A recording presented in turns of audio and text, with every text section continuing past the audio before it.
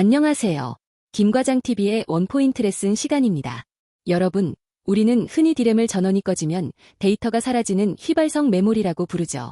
하지만 충격적인 사실은 전원이 켜져 있는 그 순간에도 디램 속의 데이터는 끊임없이 사라지고 있다는 점입니다. 이번 시간에는 디램이 왜 운명적으로 다이나믹일 수밖에 없는지, 그 물리적 이유와 이를 극복하기 위한 공학자들의 처절한 사투를 파헤쳐 보겠습니다. 먼저 메모리의 본질적인 차이를 이해해야 합니다. 우리가 쓰는 램에는 크게 두 종류가 있는데요. SRAM은 전원이 있는 한 데이터를 꽉 붙들고 있는 정적인 성질을 가집니다. 반면 오늘의 주인공 디램은 데이터가 가만히 있지 못하고 끊임없이 변하며 소멸해가는 동적인 특성을 가지죠. 그래서 데이터를 유지하기 위해서는 무언가 계속 활동을 해줘야만 합니다. 디램의 내부를 들여다보면 정말 단순합니다. 한 개의 트랜지스터와 한 개의 커패시터, 즉 1T1C 구조로 이루어져 있죠. 이걸 비유하자면 커패시터는 데이터를 담는 물통이고 트랜지스터는 그 물통에 물을 채우거나 비우는 수도꼭지 혹은 스위치 역할을 합니다. 물통에 물이 차 있으면 데이터 1, 비어 있으면 0으로 인식하는 아주 직관적인 방식입니다. 데이터를 기록한다는 것은 물리학적으로 반도체 기판의 전이 우물이라는 공간을 만들고 그곳을 전자로 채우는 과정입니다. 빗라인을 통해 전압을 가해 물통을 가득 채우면 데이터 1이 되죠. 하지만 기억하세요. 이렇게 전자가 가득 찬 상태는 에너지가 매우 높은 불안정한 상태입니다. 자연계의 모든 것은 에너지가 낮은 안정된 상태로 돌아가려는 성질이 있기 때문에 이 전자들은 어떻게든 밖으로 도망치려 합니다. 문제는 우리가 스위치를 꽉 잠가도 물이 샌다는 겁니다. 현실 세계의 완벽한 스위치와 완벽한 절연체는 존재하지 않기 때문이죠. 물통에 미세한 구멍이 난 것처럼 커패시터에 공들여 저장한 전하는 시간이 지나면 자연스럽게 새어나갑니다. 결국 저장된 전압은 시간이 흐를수록 뚝뚝 떨어지며 감쇄하게 되고 이는 곧 소중한 정보의 손실을 의미합니다. 그럼 이 전자들은 도대체 어디로 도망가는 걸까요? 물리학적으로 크게 세 가지 경로가 있습니다.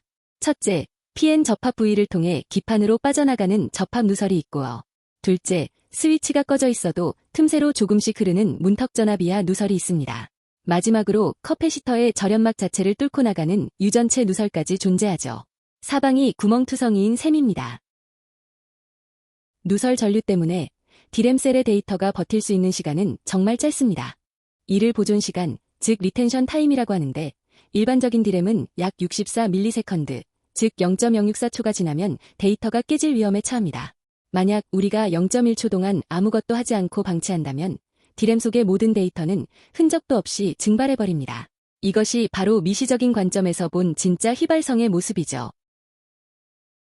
새어나가는 물을 막을 수 없다면 어떻게 해야 할까요? 답은 간단합니다. 물통이 다 비기 전에 계속 다시 채워주면 됩니다. 이것이 바로 리프레시 기술입니다. 매 64ms마다 데이터를 읽어 남은 전하량을 확인하고 센스앰프가 미약해진 신호를 증폭해서 다시 가득 채워 넣는 과정을 반복합니다.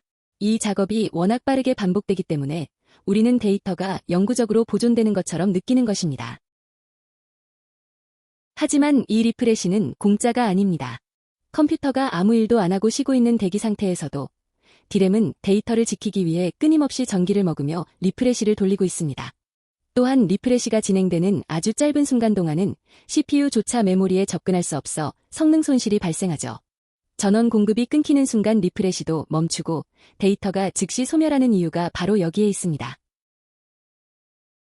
이렇게 관리하기 까다로운 디램을 왜 우리는 고집하는 걸까요? 가장 큰 이유는 바로 집적도입니다. 경쟁자인 SRAM은 데이터 하나를 저장하는데 트랜지스터 6개가 필요하지만 디램은 1개면 충분합니다. 면적이 약 4분의 1 수준으로 작으니 같은 땅에 4배 더 많은 데이터를 넣을 수 있다는 엄청난 장점이 있죠. 우리가 기가바이트 단위의 대용량 메모리를 저렴하게 쓸 수 있는 비결입니다. 그럼 USBS는 플래시 메모리를 쓰면 안 되나요? 라고 물으실 수도 있습니다. 하지만 플래시는 디램에 비해 쓰기와 읽기 속도가 현저히 느립니다.